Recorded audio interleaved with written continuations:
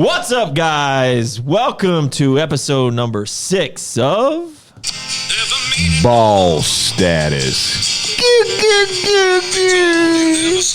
That's right, Boss Status, where we talk about the business of health and the health of business. Today, I'm joined by sidekick Meaty Mabe, National Sales Director for Core America, and the giant killer himself, Shaun Clarida, the 212 Mr. O, runner-up this year and champion the year before, and I guess open class winner now. Oh, yeah. He's big time. Add that to the resume. Welcome to the HQ. Welcome to Boss Status. So, the first 5 episodes of this, we talked a lot about entrepreneurship. We talked about core values. We're going to get into more of a active Q&A with Shaun to get to know him a little bit better. Shaun, you've probably done podcasts before, I'm sure. I don't really know where this is going to go, so just going to warn you. So we might need some post-filming editing from this. So that's all good. We can do that after the fact. Now, for the live people, they're getting, action. It's the benefit for going live. That's the benefit of going live, So we got people live here who can ask questions. We're going to get to you guys later. But to start off, welcome. And I'm going to turn this over to Meat because I've been really busy the past week, really, to be honest with you. So I haven't prepared whatsoever for this thing. Well, that's the best way to do it. That's the best. This one that usually is the best way to do. We do prepare more than like updates or ask the boss what we used to do, but yeah, I think authenticity, right? Look, that's a big word. Is the best way. All right, but before that, thank you to our sponsors, American Energy. We got to get in here. This is number 2 for the day because I didn't do a pre-workout. Just did a pump product. Just finished arms with Shaun. Oh, yeah. Good little pump, huh? It was good. Yeah. Thank you. So first question is, are we going to start a Gay for Pay bicep show with first video is both your biceps, bro, extra peaks? I hear Shaun gets quite a few email offers. Twin peaks.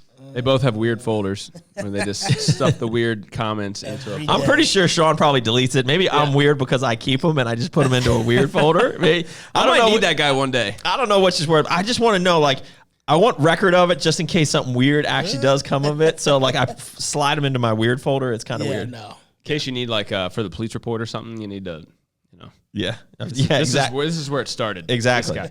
So, before we jump into this, maybe let's jump in. I want to know more. We've known each other for quite a few years now. We were competing in the early 2000s in the natural bodybuilding circle. We have the same group of competitors we competed against there. Yeah. But really, dude, what's your, and because I haven't heard this, maybe you've said this before on another podcast, but I haven't heard it. What is your origin story? Where do you come from? Were you into sports early on? What was your career? How did you get into bodybuilding, right? How'd you get to be Mr. Olympia? Now you're almost 40 years old. So there's that from your teenagers to now, give us in a nutshell, what is your origin story? Very long journey. As a kid growing up, I was always short, but I was very active. Hey, Shaun, you're still short. Thanks. That was pretty good. I had to do it. I thought my mic was off. Wrong button. But no, growing up, I was very active. Baseball, basketball. I was a baseball umpire. I did everything. Boy Scouts for 10 years.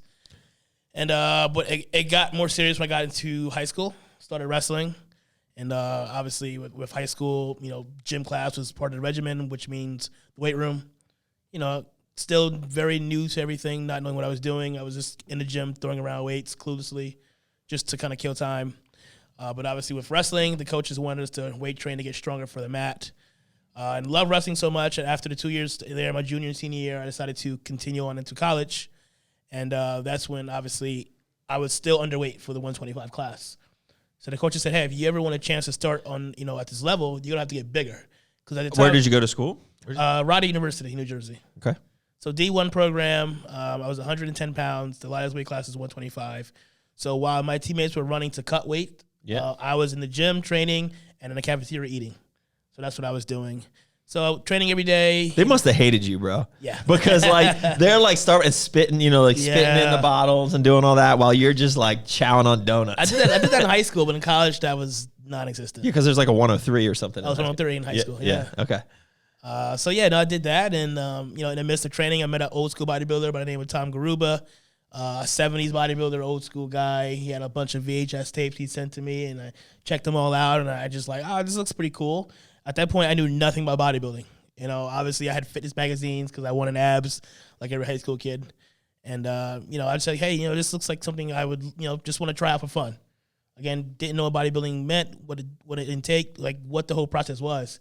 So in that short time, he actually kind of trained me, taught me more about the sport, what it entails as far as diet, training, things like that.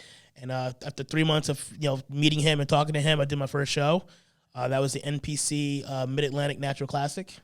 It was literally. And so you're like what, like early 20s at this 23 point? years old. Okay. Yeah, still in college, and I was 100 and at that time like 118 pounds, and I competed in a novice lightweight class, and I ended up placing 3rd out of 5. And instantly, I was bit by the bug right then and there. And I think I did a show the following week, and then a show after that. I think I did 6 shows that first year, and I traveled everywhere. I at that time, I didn't know the difference between NPC, WNBF. I didn't know any federations. I just like bodybuilding. Yeah. So if there was a show, I was driving to it. I drove to, Jersey. I was in Delaware. I was in Syracuse. I did 6 shows the entire season. Just kind of fell in love with the whole process, and then. Fast forward to now, I mean, I've done 52 shows in my entire career, going on 16 years of competing. And so you at some point in time, you basically, after you kind of figured out the organizations, you started competing in the INBF, right? A year later. And so, like, how long did it take you to get your pro card there? So my first INBF show was in 2005. Same thing. My first show there was the Worlds. Again, no idea it was the World. I didn't know how what that even meant. But it was in New York, so it was easy to get to. Yeah, right? exactly. Again, if it was close, I was going to it. Loved that. I placed 3rd out of 10 in that bantamweight class, and I came back the next year. And that's when I started taking the INBF more serious, and that's when I knew what a pro card was, and so I decided to focus solely on getting that WNBF pro card. And I actually won my pro card 3 times the following year. So I won the Northeast Classic in INBF, got my pro card. I did the Hercules. I won my class, got the pro card again. And then I won the Worlds as both a bantamweight and the overall. Oh, wow. So I was the first bantamweight to win the overall at the Worlds as an amateur. And they kind of said, hey, this is it for you. You got to take that pro card now, which is fine. I was ready to take that pro card, and I accepted it and came back the next year to the Worlds again, and I placed now as a pro. As a WNBF pro, yeah. My first show actually was I forgot the name of the show. It was the Cayman Islands, the Universe. Okay. It was. And I did the Worlds as well. I think I placed that year, I believe it's 2nd or 3rd behind Brian Whitaker. And then I stayed in the WBF from 2006 to 2010. And that's when I transitioned out into the NPC. And you were right in the top in that lightweight class because Brian's still a core athlete here. He's had some surgeries recently. Came back this year. He competed this past year after. Yeah. I mean, he's probably 45, 46 now after two complete knee. They had to basically cut his bones because his knees were like grown separate, like bow-legged. He was bow-legged. So for one summer, they basically cut his bone and then reattached it, and then he did it on the other side the next year, and then he came back. It was crazy. Wow. So I remember you two because that was when I was kind of really into competing. It was a battle. Yeah. It was 3 of us. It was actually Brian, myself, and Clement Yearwood. Yes. Like we were all going in head to head with each other, like swapping places. So. Yeah.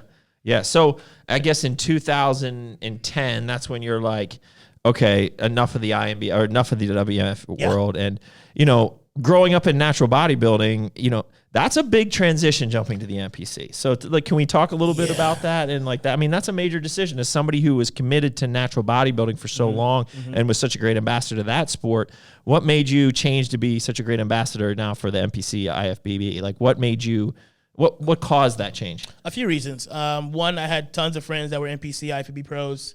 I was very much active as far as going to NPC shows, pro shows, hanging out with these guys. And they always, over the years, would tell me, you need to go do a bantamweight. You'll do well at the Nationals. Just come over and do it. And I'm like, I just wasn't ready. And plus, I was committed to the WNBF at that time. And then, when you're WNBF pro, the goal is to win the world championships. That's the highest you can go, right? Yeah. And I ended up winning the lightweight class there, defeating Brian in that lightweight class in 2009. And, I came back the following year as a defending champ, and unfortunately did lose my title to Brian. But at that point in time, I was like, hey, I've won the world. I've done everything here I want to do. I'm ready for another challenge, a bigger challenge. And I decided to switch back over to the NPC in 2010. Took some downtime from that time to when I made my re-debut to the NPC, which was until 2011. So the funny story is, my very first show ever in 2005 was the NPC Mid-Atlantic, where I placed 3rd out of 5 in the novice class. My first show back in the NPC in 2011 was the same exact show, the NPC Mid-Atlantic Natural Classic. And I ended up winning the bantamweight class there and the overall. And then kind of from there, I just went on a rampage, won the Atlantic States, won the NPC Team Universe, and then I went to the Nationals and got. Did you win your class and the overall? No, just the class. The class, but that doesn't that give you your pro? No, only the overall. Overall does. The Universe, yeah. But I did go to the Nationals that year, and unfortunately got killed, got smoked. Yeah. And but it was a learning lesson. My first big national show, I was up against veterans of the stage. It was like 25 guys. Back then, national classes were deep, man. Yeah. They were deep. This is like before men's physique and classic physique weeded out some great exactly. competitors. Yeah, no, for sure. And again, I got killed that year, but I came back the following year and ended up winning the class at the Nationals, getting my pro card. And then how long did you take off before you started getting onto the IFBB circuit? So I won my class in 2012 at the Nationals. Took all of 2013 off to grow and prepare for the national stage, and made my debut in the IFBB at the New York Pro in 2014. How'd you place there? 13th there. So, I mean, it sounds like you've definitely paid your dues. Like, is what I'm hearing, because I mean, it's hard to believe, because I remember, as a fan of natural bodybuilding, I remember when you made that transition, right? Yeah. And it's hard to believe it's been like 10 years. A lot of people weren't happy with that decision. I got a lot of emails, a lot of messages from guys who were disappointed or didn't understand why, or just weren't a fan of that decision. Well, so I get a lot of questions, like, Drug Miller's my nickname, right? Like, and so, and I've always, it's one of those things. It's like, I've never been a holier than thou natty. Like, I'm accepting of whatever your decision may be. Just make sure you compete with people on your same playing field. Absolutely. And that's the thing. And so you actually wanting to take it to another level, I'm sure you did your research and know the risks and, the potential upside, but the potential downside. Show me a natural that hasn't done that type of research, right? Oh, I mean, all been on that line. Or thought about it as well. Right. I'm sure, yeah. too. Like after coming off a show, like you got guys saying like, "Oh, dude, you'd be so good over here." Of course. Like then I'm looking up all this stuff, just doing research on my own. Like, but I mean, like you got to respect that you made the right. You didn't try to do something and stay. You left. Yeah. And competed where you needed to compete. So like, there's some. I mean, dude, you're always gonna have haters, right? And that's one of the things. Like, unfortunately, yeah. I'm a risk taker too. I'm all about big risks. Big risk for big reward sometimes. Yeah. And leaving was a big decision. But at the same time, it's not one I regret. All right, so that's a good segue. So how do you weigh the risks and the rewards, right? Like this is a difficult sport, especially. Yeah. I mean, even at the natural level, it's a difficult sport. But then once you throw in, everything else, all the other stuff that has to go on to do well at the NPC, it's just like, and especially with some great people passing this past year, like how does that affect you, right? Because you're one of the best in the world, right? Like, I mean, shoot, you won the Mr. Olympia.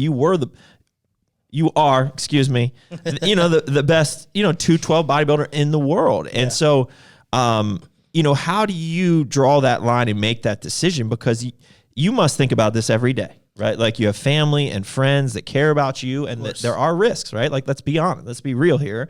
So how do you navigate that mentally, right? And like, what is your thought process for that, weighing those?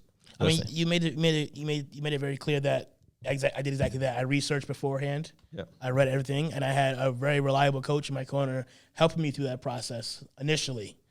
And it's like I said, it's big risk, and I understand that. At the same time, I gotta just kind of do what my gut feeling, I guess you can say. Yep. And at the same time, only thing I really can do is continue to monitor my body, get the checkups, go to my doctors, get my heart, get the blood work done, and just be smart about it initially. Mm-hmm. Again, I'm 40 years old.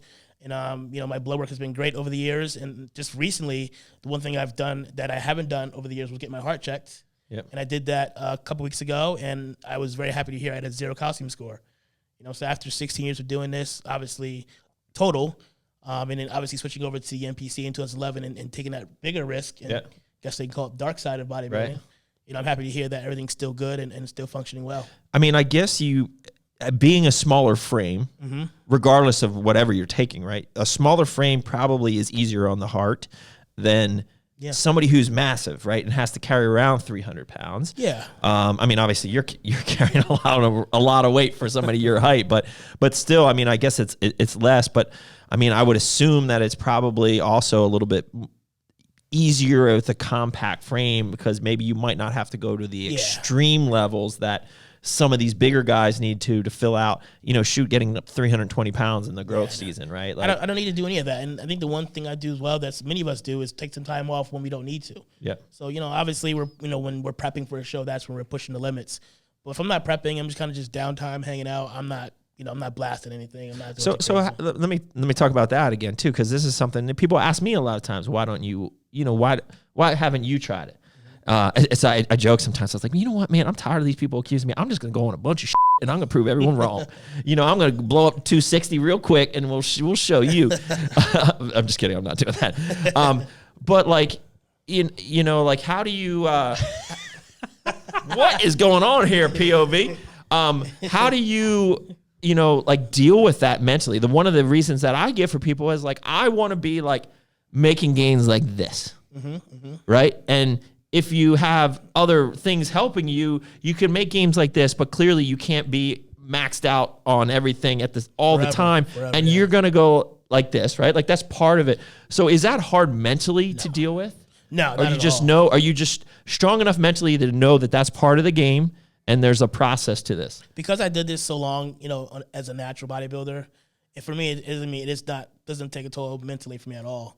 Like, I guess because even as a natural, your physique changed. I mean, even a week after a show, you look completely different. I'm used to that. Regardless if I'm on something or not, I'm used to doing everything I have to possibly do going into a show. But as soon as that show is over, I'm backing off the training, I'm backing off the food, supplementation. I'm resting my body.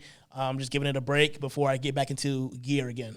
So how like, I mean, I don't know, right? Like, and I want to ask this question because it's a curious question that I think a lot of people want to know. Like, how much of a difference did that make for you? And like in your training, like right now, when you're not going crazy on a contest prep, run or whatever you want to call it, how big of a difference is it? I mean, is it like literally night and day? Like, so I'll give you an example. So the year I did the Nationals in 2011, I was completely clean. Yeah. I was 134 pounds.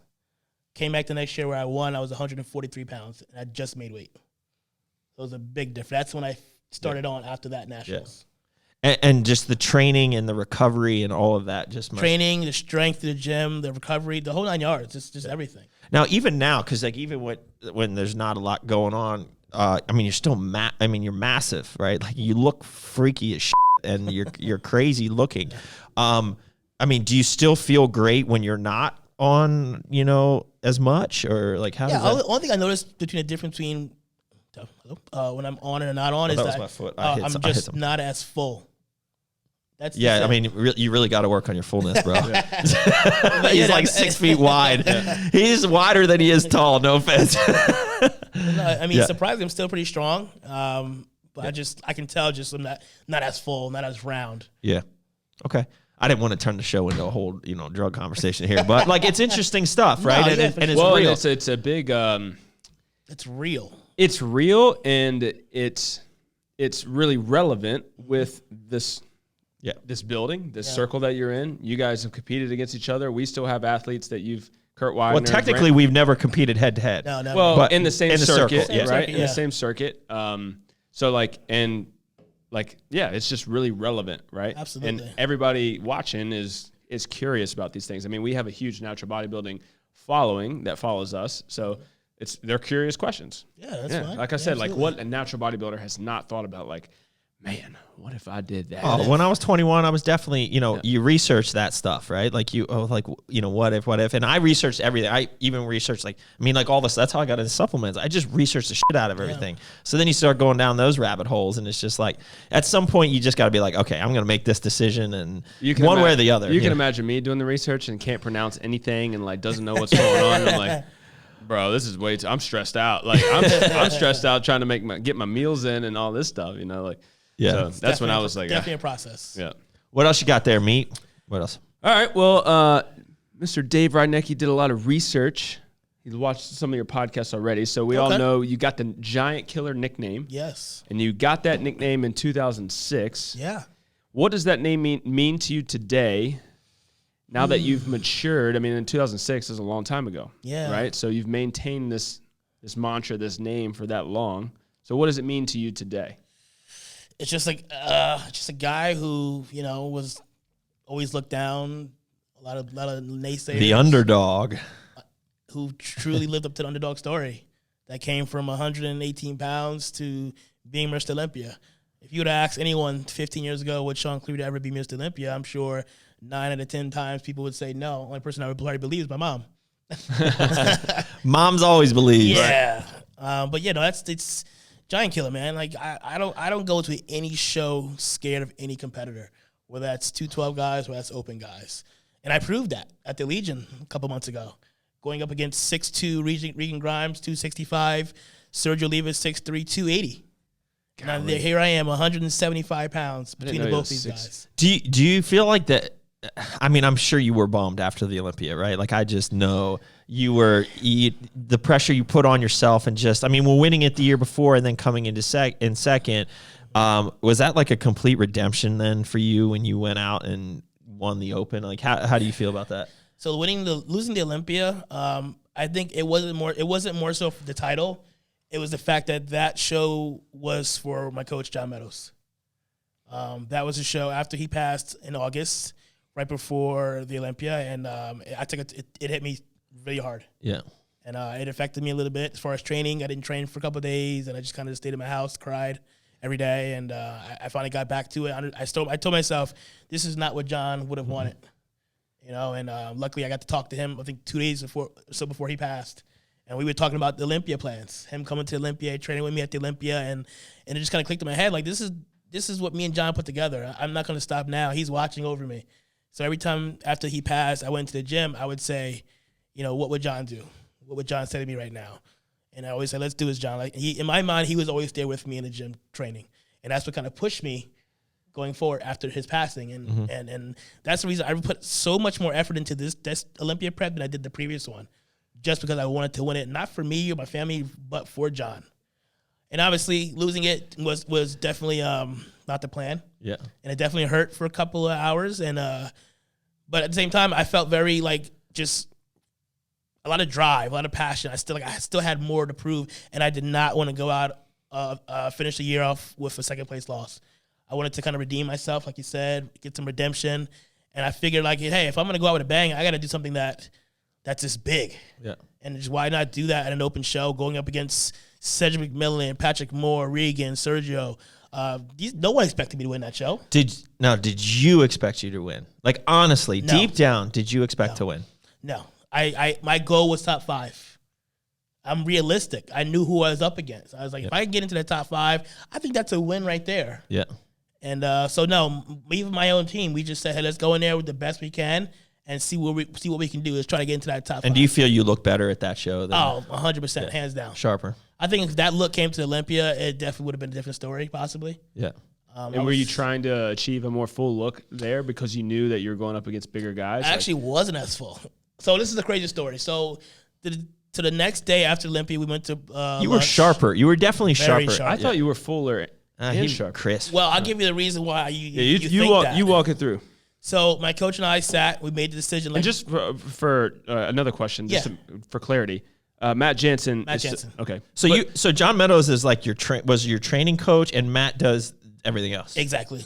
Okay. So I worked with John since 2015. I worked with Matt since 2016. Okay. On training and nutrition separately. Everything. Yep, separately.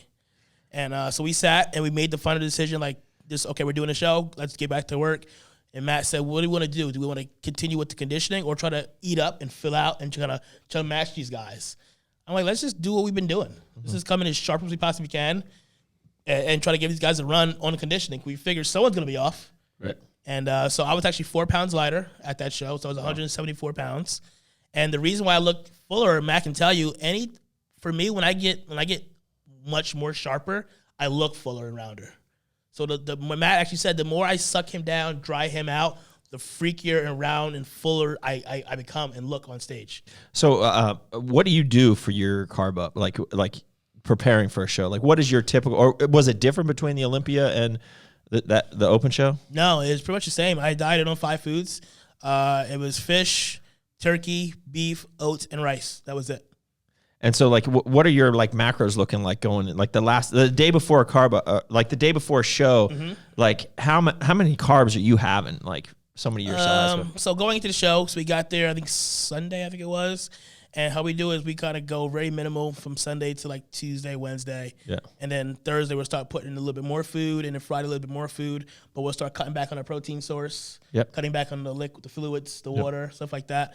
So the day before the show, I would say I was doing more carbs than usual, but very little protein. Because at that point, you don't need it. No, you're not going to lose muscle. Yeah, you're not going to do that. You don't need it. So I would think every meal I was doing anywhere between 150 to 200 grams of white rice every single meal. And white rice works best for me. Like my body has changed over the years. So it used to be rice cakes and sweet potato, things like that. Now it's just this white rice. That's it. And oats. So it's crazy. Yeah, I'm thinking of the carb ups, and I'm just like, I get so sick of sweet potatoes, man. I'm just, yeah. But I mean, at that point, like anything tastes good. Yeah, seriously. Literally. Did you go buck wild after the show, or what? No. I mean, after that show, no, because I learned from past mistakes not to go crazy after a show. How many shows you've done? 52. 52. I mean, after 52 shows, I feel like the post-show like party does. Yeah, but he won. That was a big win, bro. No, I did go out with my team. We were. I was gonna say, don't bullshit a bullshit, bro. So we're after the show. We left. We went to what's that burger spot in Las Vegas? Like the burger spot that we don't have in Jersey. In-N-Out. In-N-Out, correct. Yes, we went to In-N-Out Burger. Then right from there, it was like midnight. We went to Insomnia Cookies. Yeah, dude, he didn't do anything crazy. Nothing crazy. Nothing crazy. Yeah, do as I say. It was so bad that I offered the guy $500 for cookies because I wanted cookies so bad. He couldn't he's like, sorry, we can't. I'm like, I will give you $500. Why couldn't he? It's too late? Something was wrong with the register. So I couldn't just walk into a store and buy cookies. He's like, if you want them, you're going to have to go online on your phone and order them and then have them, shipped or whatever, or pick up. I'm like, dude, I'm here right now. I just finished a show. I'm not trying to go. Give me my freaking cookies. I'll give you $500. Just give me the cookies. That's funny. So, but I got my cookies though. Good. Is there anything up there, POV, while Pat rolls up the next question here? Go ahead, Pat. Anyone still on there? Well, how has life changed after winning? After being you have a title for life. Yeah. You are an Olympian champion. You are Mr. Olympia. How has life changed? Has it been any different for you? Just a little bit more active, traveling a ton more podcasts, more interviews, just kind of more being in the limelight for the most part. But I've always been that same guy, man. Like, I walk into my gym. Now my gym just, has been behind me since 2016. After winning the Olympia in 2020, they did a huge mural inside the gym for me. And then after this past Olympia, I came home. They did like an 8-foot plaque outside the gym with my photo on it. Just been busier, and that's pretty much just been it, really. So you said you have plans to move next or at the end of this year. Is that going to be one of the harder moves for you? Is leaving that gym? Yeah, that's because I know I'm not going to find that anywhere else, or especially in where I'm going. Right. Unfortunately, but hopefully, if things go well, maybe one day I can open my own personal studio or personal gym that can have the way Flex did it. He looked at our gym. He was like, "Yeah, this is a personal gym here." Oh yeah. I'm like, "Oh, tell me about it." Yeah, that's why I envision hand-selected equipment that I like to use. He said, "How many square feet is this?" 7,000. And he's just looking at it. I was taking notes. Yeah. He's like, "This is a personal gym." Yeah. Yeah. All right. Cool. First question was, who was the first to call you the Giant Killer? Clarence McGill. So if you guys don't know Clarence McGill, he is a WNBF legend. world champion, good friend. I still talk to him almost every week now. So how he gave me that name was in 2006. He was coaching a competitor heavyweight by the name of Christopher. Wow, I can't remember Christopher's name right now, but he was Christopher Jones, maybe. I forgot his last name. But I was a bantamweight and he was a heavyweight, and I won my class. And obviously we were going up each other in the overall, and then I ended up beating him and everybody else. So Clarence comes backstage, introduces himself. Hey, I'm Clarence McGill. Congratulations, you're a giant killer for beating everybody, and that's how it stuck. That's cool. That's great. David Dodrell wants to know were any giants killed during the making of the giant killer name. So What an idiot. I say Shaun is the best. Any real questions? That wasn't a question, POV. Oh, that was just a comment. That's It's just a nut keep those going. I like that. I figured he'd want to know. He's like, keep them coming. What areas, body part, would you say is your weak point, and area where you can bring up? Yeah, for sure. Number one would be my calves. I have black man calf syndrome. No, black guys don't have. Maybe any that's calves. what I have too. Huh? No, bro, you You're just part black. Oh, look at yeah, that. bro, you got country cankles, bro. That's not black man. That's country trunk cankles. legs. Yeah, Yeah, calves. A little bit more chest, and definitely hamstrings. a little more chest, huh? More chest. They get overshadowed by your shoulders, is what it is. Exactly. Okay, I can see that. That's why it's so wide. Like they literally, like your shoulders aren't round; they're square. Well, that's Like, why I they're stopped so- training them, really. So I do. That was John and I's plan a couple years ago. Like, hey, we're going to stop blasting shoulders and then focus more on chest. So instead of having an actual shoulder day, we'll sprinkle in 2 exercises on my chest day. So Tuesdays I go in and hit chest 4 or 5 exercises. At the end of that, I'll hit some rear delts, some side delts, and go home. And then I have a second chest day on Friday, which is all chest. So shoulders gets hit very minimal throughout the week. Sheesh. A lot of shoulder in there. Word. What else you got, Meek? All right. Let's see. Let's go. Olympia. What's a bigger accomplishment to you? I mean, this is kind of an easy question. Well, maybe not. Winning the 212 Olympia or winning the open bodybuilding class?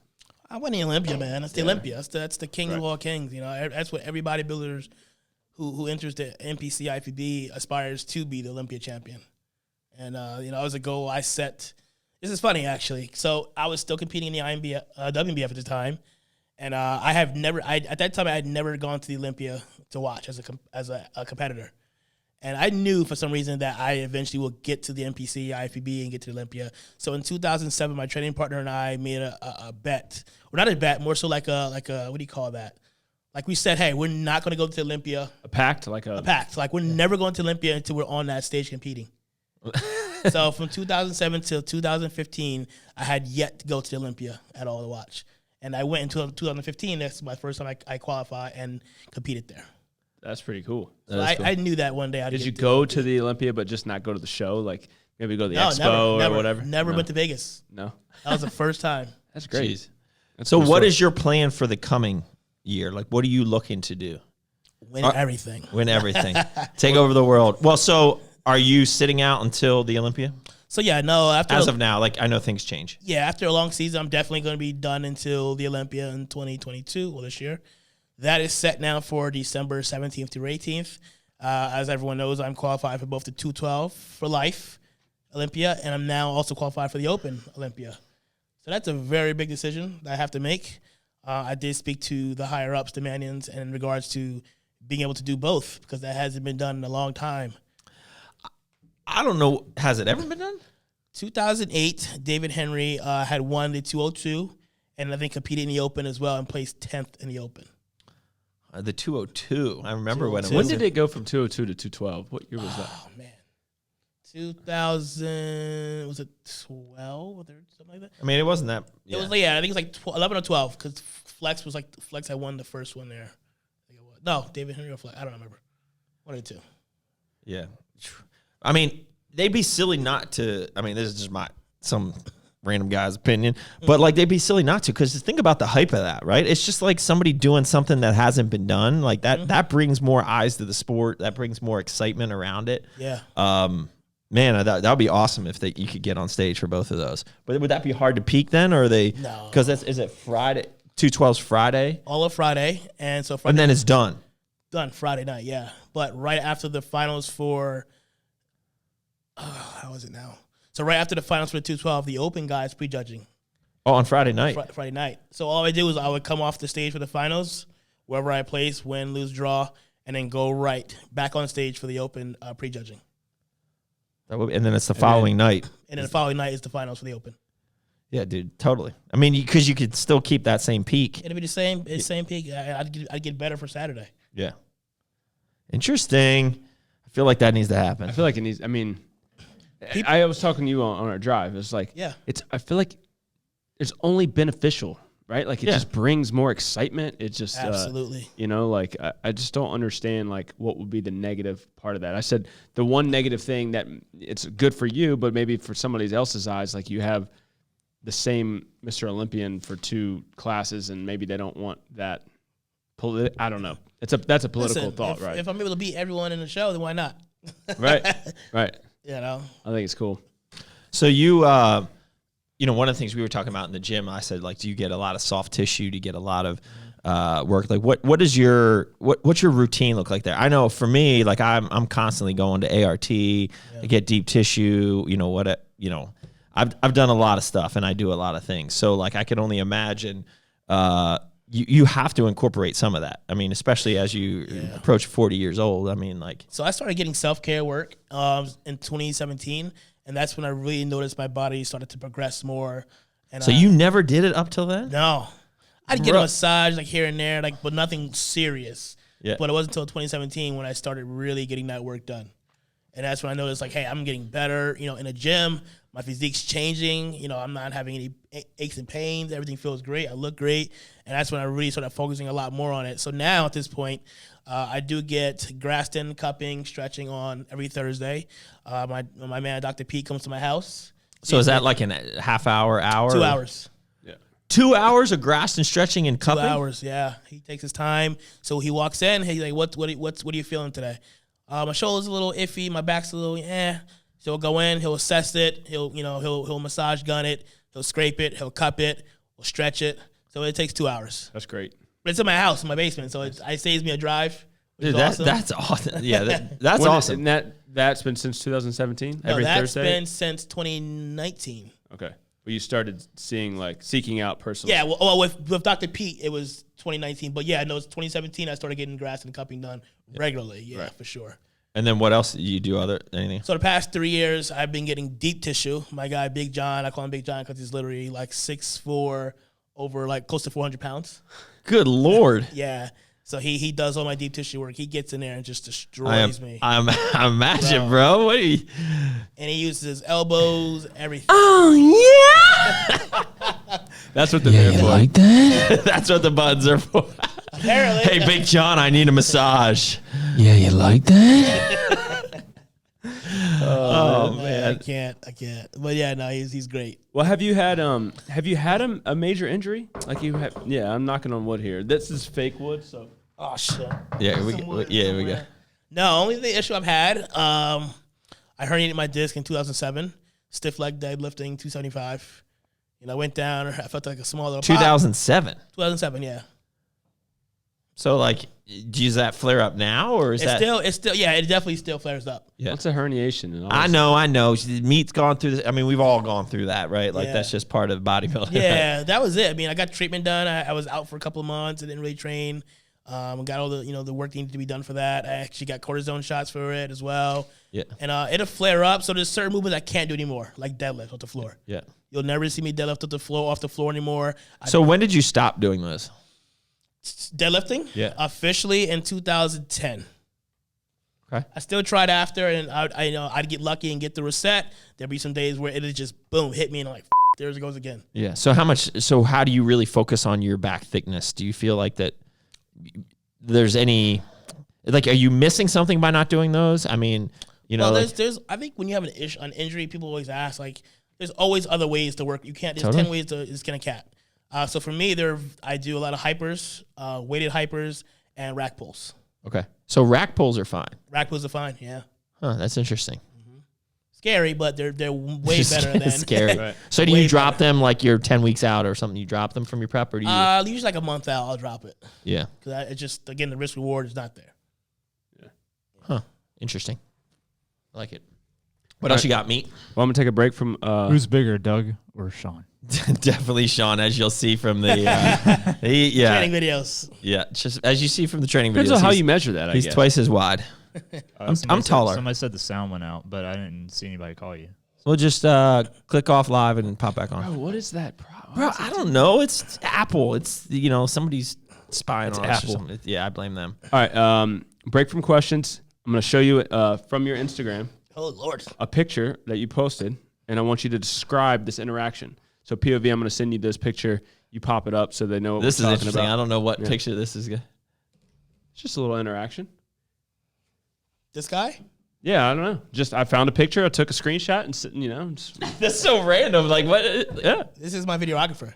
That's your videographer. That's my videographer. Well, describe it. What's happening right there? What's going through your head? Like where are we at? Like Is it like really a silly it's picture? it's just a picture. Bro, you better not swipe. You're gonna don't find swipe, all you find a sorts of. DP. Whoa! I thought this was my Instagram page. No, Okay, screenshot it. I'm like, no, that's There's nothing bad in there. No, no. really. So that's my videographer, John. So we're actually in Reno at the Legion Sports Fest where I won the open class. And that was actually the day before the show because I had to work the booth for Wolfpack. But, man, it was just I mean, like, when I made that announcement that I was doing that show, people went nuts. There were YouTube videos done. People were doing, like, comparison photos of me and this guy. And I'm like, oh, here we go. So when I got to Reno for that meet and greet at the Wolfpack booth, people just coming up to me and just, like, wishing me luck. Like, oh, I can't wait to see this. Like, it's going to be awesome. So I was Dexter Jackson, rest in peace, Sean Roden. He and I talked, Chris Cormier. Everyone kept coming over. Like, that's the one thing I love. And I always said, like, when I'm involved with something, I want to be all in, meaning I love traveling to expos. I love meeting the fans, taking photos, having conversations, all that stuff, because without them, there's no us, there's no me. Yep. So, just being able to, whether it's the Legion, the Olympia, whatever show I do, I always find time to, meet the fans, talk, have conversations, take photos. I enjoy that. Like that's like one of the highlights for me when I do a show, man. Like there's a meet and greet, let's do it. You know what I mean? So that was that interaction there.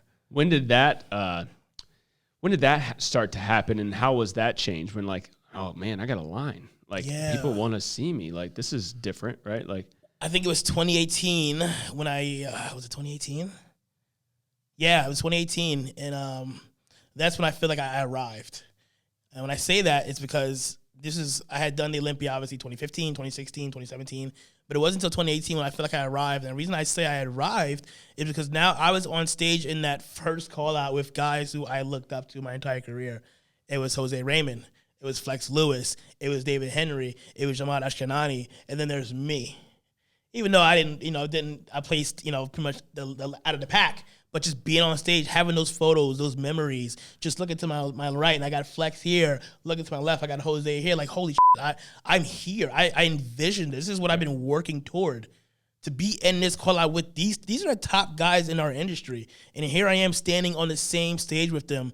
I can literally reach out and touch Flex's arm. Like, that's when I feel like I arrived. And then at that moment, like, I knew that my time was coming. And if you guys know, 2018 is the last 212 Olympia that Flex did. That was his retirement show. Well, not retirement show, but retirement from 212. And I said at that very moment, when he announced it on stage, I was sitting in the audience. When he officially announced it, I said, my time is coming. I'm next. I'm gonna be Olympia champ one day. I wasn't sure it was gonna be the next year. It was definitely gonna happen. And we came into Olympia the following year. Title was wide open. There was no champion. Came in my absolute best. Unfortunately, placed third. But again, I always said this. Who won it that year? I forget. Kamal Garni. And I always said, and then who was second? Derek Lunsford, that one. Okay. So for me, I never go backwards. I always say I can't go backwards. Meaning, if I place fifth at this show, if I come back again, I gotta be no lower than fourth. So obviously placing sixth that Olympia, came back the next year where the title was wide open. I fought as hard as I can to win it. But I ended up placing third behind Kamal and Derek. But I'm third in the world. Yeah. Third in the world. And I said, there's always next year. Yeah. Come back bigger, better, improved. Yeah, I mean, I can appreciate that feeling of then you're being on stage with these people that you looked up to. Because I mean, not necessarily in a bodybuilding world, but we kind of joke, like. So Carl, you haven't met Carl, but creepy Uncle Carl, he's our general manager for our nutrition corners. I'm sure you'll meet Carl one day. He literally would fall asleep at night watching Jay Cutler videotapes. He just loved, and he's just a fan. Carl's just a fan of the sport. He's a natural pro as well. He's competed at the Orton and all that. But Jay was his idol, right? Yeah. And it's funny now for us, in business, we have a great business relationship with Jay. So Carl gets texts from Jay Cutler, and it just blows. They're like buddies, right? And it blows. And one of our core values is CODG, which is can't outdream God. So we always, and this is Carl's, core value. It's just dude, you'll never know. I was just some nobody, working the front desk at a gym, when I was 20 years old, just trying to be a bodybuilder, and would look up to this guy. And now, I'm running all these stores, and, I get to have text conversations and calls with Jay Cutler himself, right?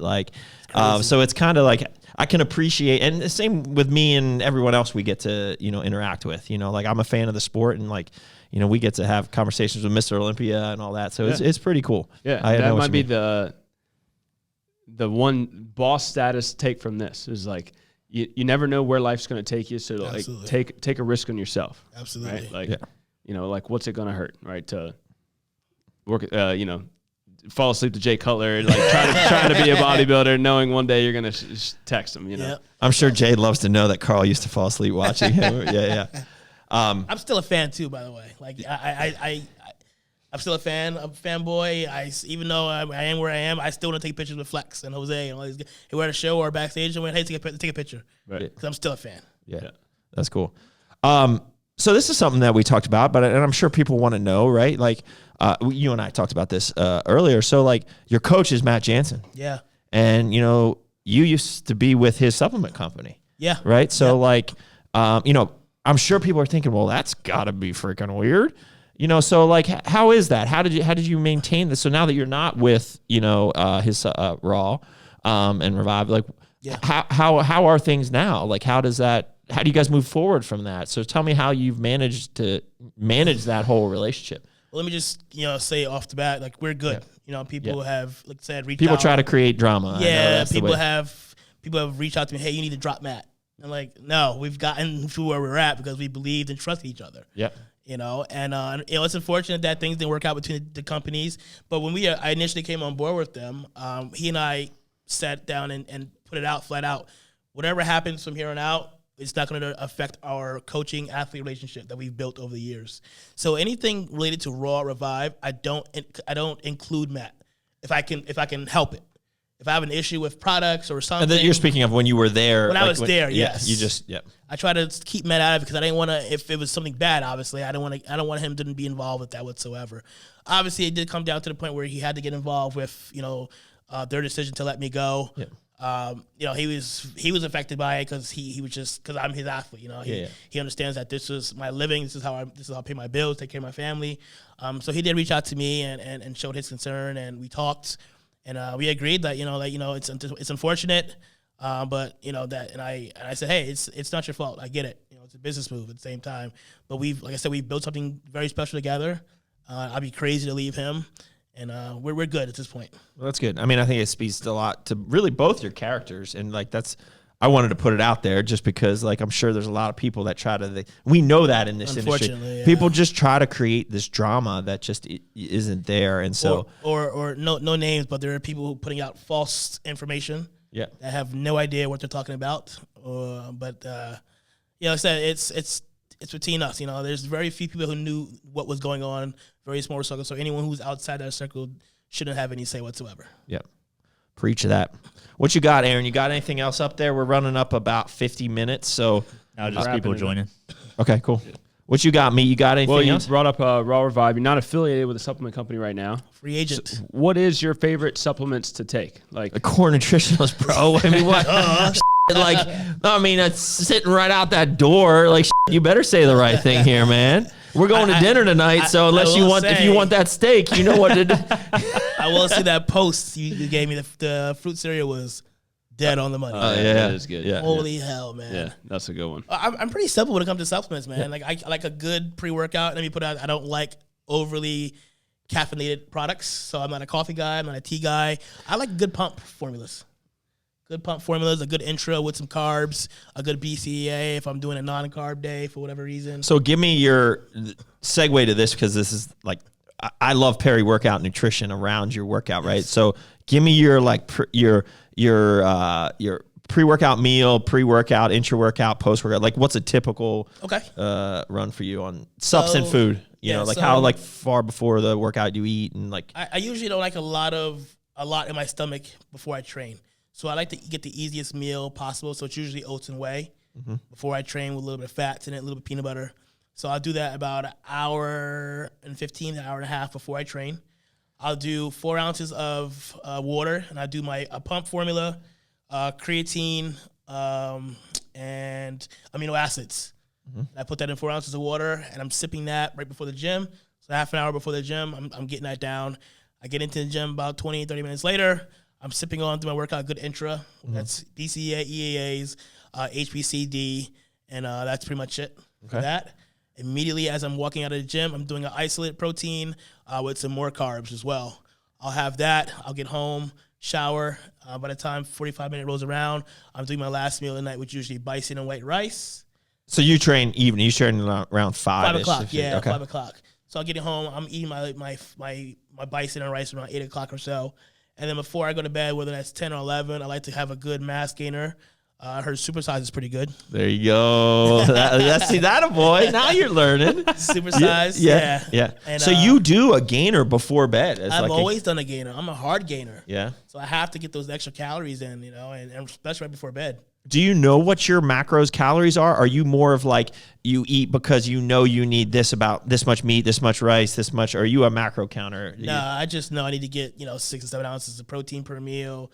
However many carbs Matt has me planned out for the day. Yeah, that's pretty much how. So give me a normal day. Like, are we talking like you're eating 400 grams of carbs? Like where? So I'll wake up. My first meal is usually 6 ounces of lean ground beef, and he has me doing, I believe now, I think it's about 210 or 250 grams of white rice and 2 eggs. 3 hours later, I'm having my second meal, which is again another 6 or 7 ounces of turkey this time. I do 10 ounces of sweet potato right now. Then I'll have my third meal, which is usually turkey and pasta. Again, about 5-6 ounces of turkey with some pasta. That's from MegaFit Meals. That's a small dish I kind of get down. And then right before I get in the gym, I'm doing another small meal, which is 60 grams of oats, 40 to 50 grams of whey, and usually 10 to 15 grams of peanut butter. Okay. Then I'm having my pre-workout, and then I have 50 grams of HBCD with another 20 grams of BCAAs within my intra-workout. All right, and then immediately after the gym, I'm sipping on 50 grams of HBCD again, 50 grams of whey isolate there. Getting home, having 6 ounces of ground beef, another 250 grams of white rice there. And then before bed, I always have to have my my mass gainer supersized, and I do usually a bowl of mint chocolate chip ice cream. That's right, because it's pretty moderate, I would say. As a bro. He's a bro. Yeah, but I mean, it's not like 200 to 250 grams of rice. Cooked. It's like a cup. Yeah. It's a cup. Yeah, a little bit over a cup. So it's probably like 50 to 60 grams of carbs. Yeah. So but still, he's getting probably 400 gram easy carbs in there. Oh, before the ice cream and stuff. Yeah. And before the gainer. Before the gainer. And you're easily getting 300 grams of protein. I mean, you're over that probably. Yeah. Absolutely. So you're getting probably closer to 2 grams per pound of body weight. Yeah. And then just you add fats. You said the fats work well for you. Peanut butter. I do some either mac oil, olive oil. I do olive oil now for the most part, or avocado oil. Yeah. Huh. Go figure.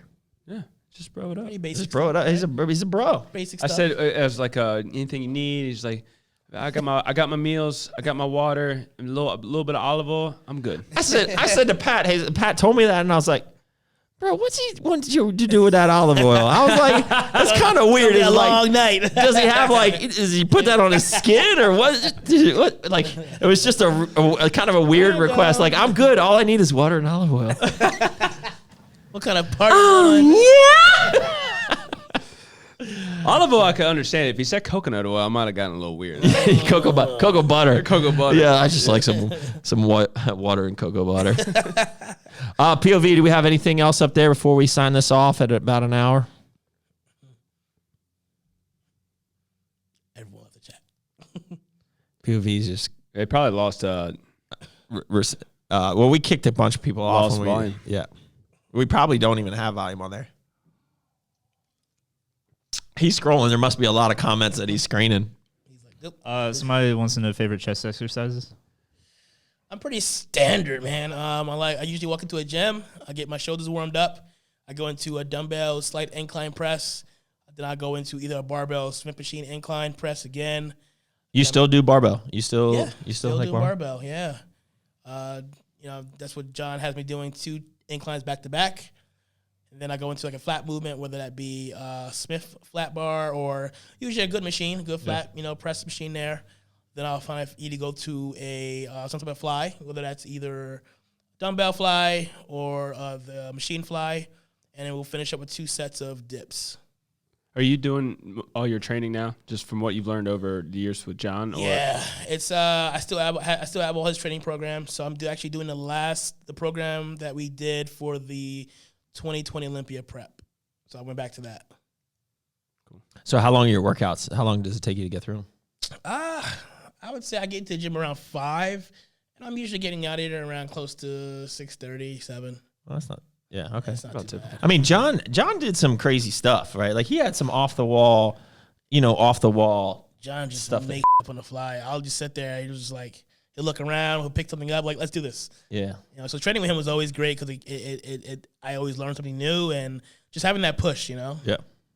No, we trained arms. It was good because he likes the reps too. It's funny. People ask me, I'm like, I train everything close to 20 reps. Like if I can, it's not like it's light. Like we go up in weight, we go heavy, and it's just you keep going. You don't stop if you're gonna if you can do it for 20 times, keep hit the 20 times. Do you think that's too light though? If you're getting 20 on a well, set? so if you're maxing, so yes and no, right? Like because the way my strength curve works is I could do just use random numbers. I could do 100 for like 20 reps.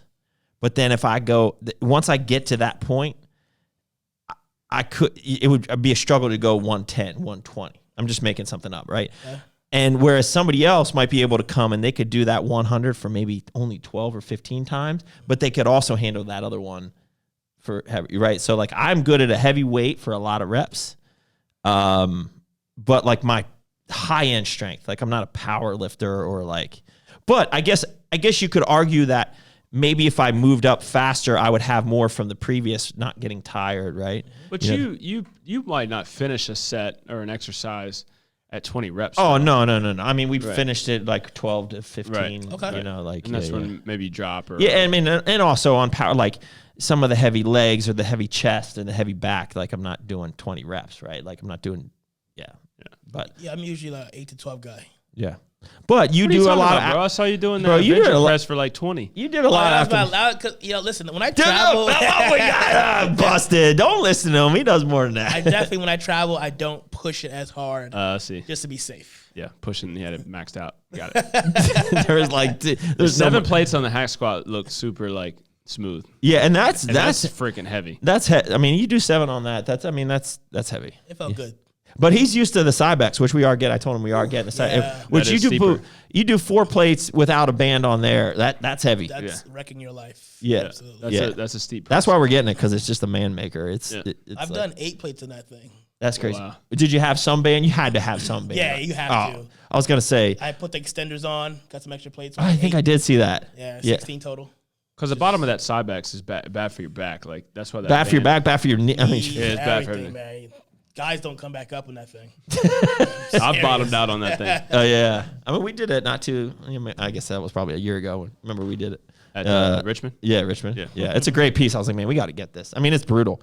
So we have that coming soon. Anything else you want to add? We got Carl, the crazy cuck. In Oh, here. Carl Brady's He's in here. calling me out. He said, POV, scroll up. So I did, and I see a question from him. He says, in the past year, how many days have you not eaten like a bodybuilder? Well, after his win, he kind of went he blacked out. I don't go too crazy. If I do decide to like ease up on the food, it's usually on the weekend when I'm not training, like on a Sunday. So I kind of like, we'll get up and go eat breakfast somewhere at a diner or something. And then I probably come home and have another like clean meal and then maybe another meal after that. So if instead of my typical 5 to 6 a day, I may get 4 in for the day. But you got bigger. Yeah, exactly. Like breakfast might not be a simple meal. It's probably a little more it won't be clean dense. at all usually. Yeah. Like I'm a big pancake guy. Who isn't a big pancake guy? I got one more question. Oh, unless you have anything else, PV. So before you became I think a lot of bros' dream is to become a professional bodybuilder and be a bodybuilder for a living. I mean, shoot, that's Carl's. He claims he is one now. Professional bodybuilder, being paid to do his bodybuilding things. What did you used to do before you transitioned into this full time? Like what did you have? Did you ever have a job that you really loved, or was it kind of just a job to pay the bills? Like what did? No, I mean I started bodybuilding in college. So I was still in college, obviously. Yep. I do have degrees in college, which I don't use. Yeah, of course. No, I worked at a gym from 2000. For a couple of years actually. I was actually the front desk manager for about 3 or 4 years, and I absolutely loved it. And I transitioned over to personal training, but it got to the point where I felt like I needed to make that transition and put bodybuilding, take that risk. Yep. To make this. So what year did you stop doing like the personal training? It's 2015 or 16 it was. Yeah. Right when things started getting serious. Yeah. That's when I was like, you know what? If I want to make this happen, I gotta take this risk, take this journey, and just see what happens. Cool. It's core value. Take risks. You saw it on the wall in there, right? All right, guys. That's all I got. Meat, you got anything else? I'm good. POV, anything else? Sean, anything else? Yeah, so thank you guys for having me down here. It's been awesome. And again, I've been following you guys for years. Big fans of everything you guys are doing. You guys are killing it, crushing it, actually. There you go, bro. Fix that bro, real quick. this isn't 5% nutrition over here, okay? We're probably going to get a letter now because you said it on the podcast. But you guys have been awesome, and I just want to thank you guys for having me and down here and having me on the podcast. Appreciate it, man. Awesome. Thanks, dude. Well, guys, that's it. That's a wrap for episode number 6 of Boss Status. Make sure you like and subscribe and do. I feel like I should say something like that. Click some buttons and tell your friends and all that stuff. Till next time, keep crushing it.